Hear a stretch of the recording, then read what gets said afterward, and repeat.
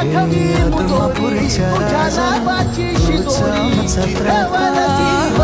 मारितो तुला ये रे देवा. आणि ईश्वर त्यांच्याच वाट्याला संकट देतो ज्याची पेलायची ताकद आहे. हा देव येड्या गाबड्याच्या वाट्याला संकट देत नाही. जर आमच्या वाट्यात संकट नसतील ना तर विसरलो मी संती दूर विसरलो सर्व ठाई आधी तू